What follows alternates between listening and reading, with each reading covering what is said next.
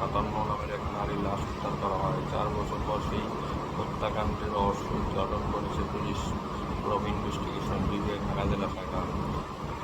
সংবাদ সম্মেলনে বিভাগের অতিরিক্ত আইজিপি মনোজ কুমার মজুমদার পিবিএম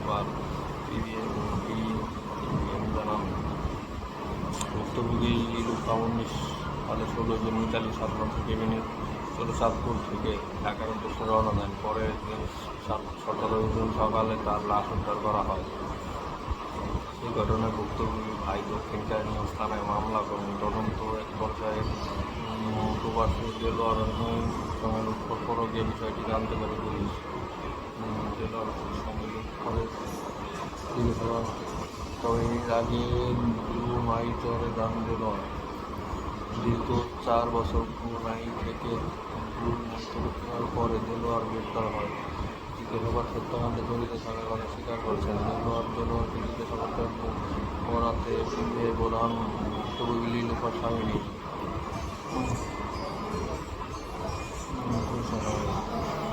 তাদের মতো শক্ত করে উঠে 2017 সালে ব্লু নাইট চলে যান দেলোয়ার। তবে ভিডিও কলে কথা বলতেন তারা। 19 সালে বেশিরভাগ লিলুফার সঙ্গে শারীরিক সম্পর্ক করেন দেলোয়ার। এক পর্যায়ে লিলুফা তাকে বিয়ের জন্য চাপ দিতে থাকে, কিন্তু বয়স 13 বছর বড় হয় বিয়ে করতে আপত্তি জানায় দেলোয়ার।